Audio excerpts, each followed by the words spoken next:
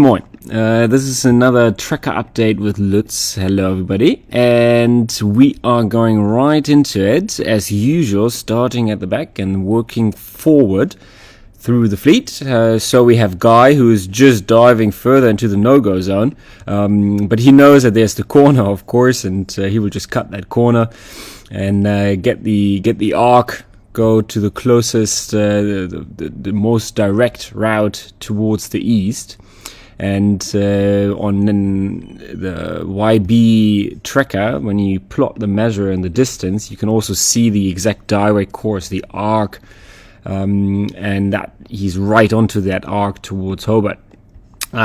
It's yet to be seen if he will actually go up to Hobart or if he just continues forward, because he won't make the gate in time anyway, and if he doesn't make the gate and he will just continue towards the east and continue his circumnavigation, that's absolutely fine, but he will then be on his own. We will have to remove him from the tracker since he won't be part of the GGR then. But obviously he's very happy to be sailing in his sleek hull boat again, and he's doing 5.4 knots. The wind at the moment for him is very favorable. He's having 15 to 20 knots, and when we move forward 24 hours, it won't change much.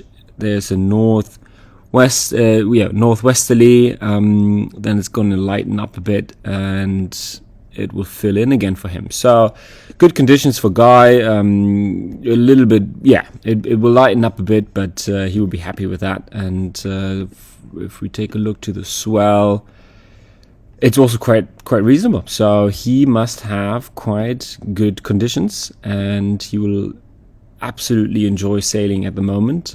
Also no clouds, so the sun is out. He has following seas, following winds, and is doing good speeds. So there must be a very happy Guy aboard Sagamata. If we then move along, the big news for today, of course, of the tracker update is that Elliot is in port. He has now, he's now retired from the race, unfortunately. But I mean, it was kind of clear as soon as he took as soon as the bowsprit unfortunately broke again. Incredible effort. He even tagged the last bit into port. If you see the track, he had easterlies just when he got north of Rottnest Island, and then he tagged in. So what a seaman! What kind of seamanship, and beautiful to see. And I was in contact with him yesterday on the phone, and I also helped him a little bit with giving him waypoints since he had no chart. The harbour master of Fremantle Sailing Club, and also this is a shout out to Fremantle Sailing Club. Thank you for all the support. We had Pip, a follower of the GGR. They were coming out with their boat for 6 miles. They came out of Fremantle to guide Elliot in. So thanks a lot. It really means a lot to all of us to see such a support. And Jason, the harbour master, he assured me that there were beers and or coffee ready for Elliot once he's in port. I also got an email today. He cleared all formalities, biosecurity and border force. Thanks to those guys as well. And so he's a free man on land again. And we will soon see the first videos, maybe a little interview, and post that here on Facebook and the other channels. So very happy to see that, and he's very happy to be in port. He is very thankful for this whole experience, and we will be very curious what happens in the next weeks, months ahead, and where his life will take him. So welcome back on land, Elliot, and I hope you can enjoy the first beer on land and a good restaurant. So moving on, we have another two that are rather stationary at the moment. So Jeremy, as you know, he's on land cleaning up his hull, taking these massive barnacles off. before he then can launch and carry on his journey around the world. Ian, he's in at the Kingston, off Kingston Beach on the mooring buoy. So, and as he said in his interview, he's going to stay there for about 2-3 days to rest a bit, do all the jobs, work the job list, and also relax a bit after that very stressful approach with changing and shifting winds.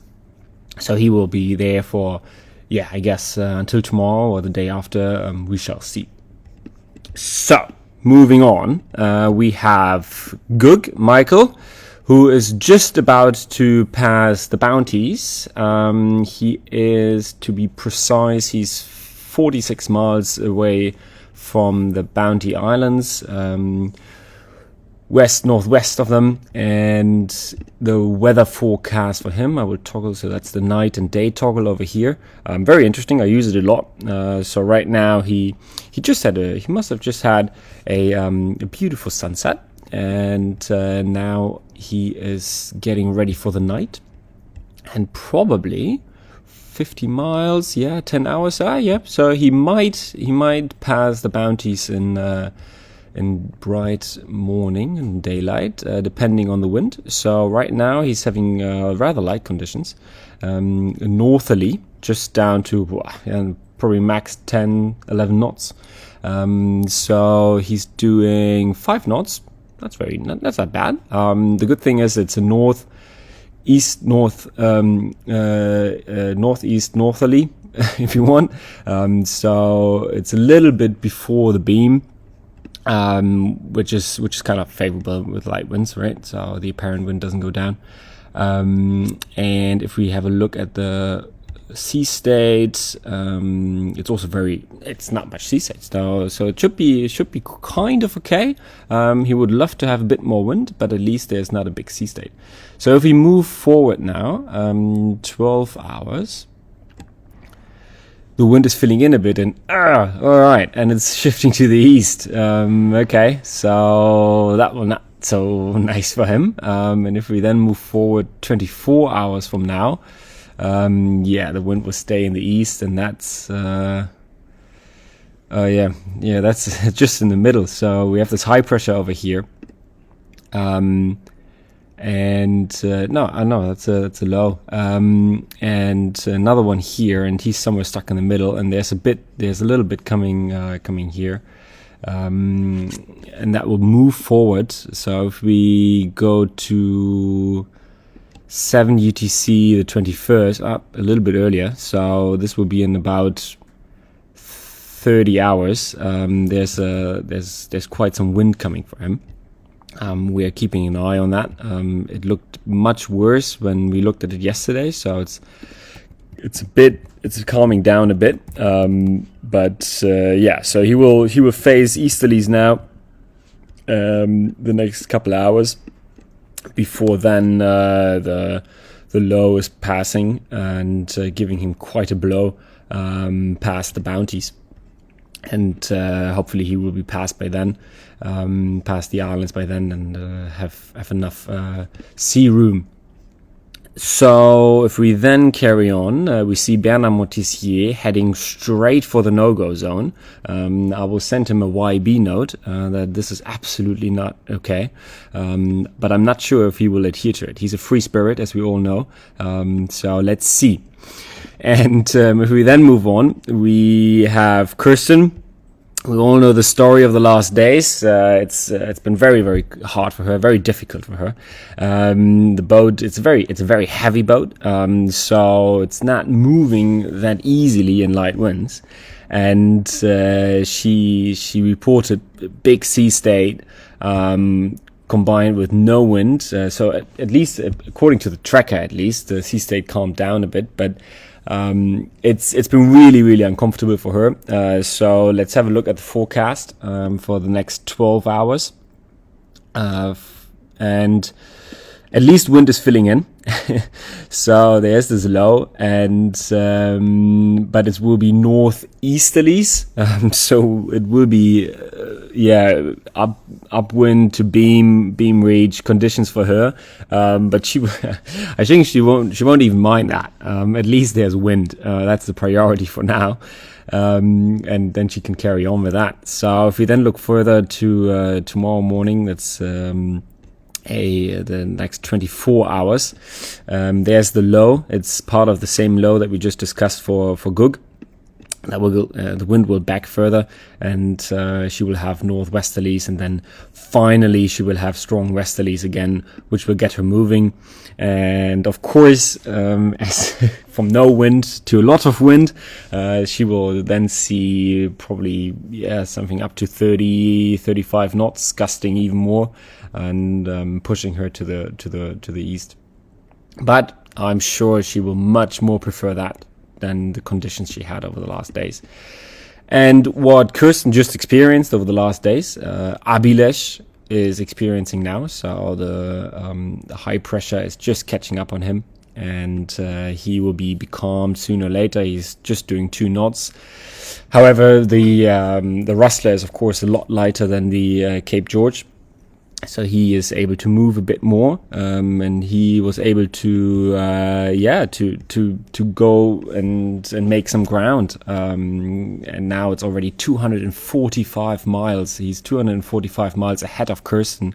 And just a couple days ago, it was only 40. So he really gained. He made 200 miles, and let's see if he can keep that, because Kirsten will see some wind before him, and as soon as Kirsten on her beautiful Cape George, as soon as she get a lot of wind, she's moving a little bit faster. So it's give and take, and very interesting to watch this race between those two very different boats.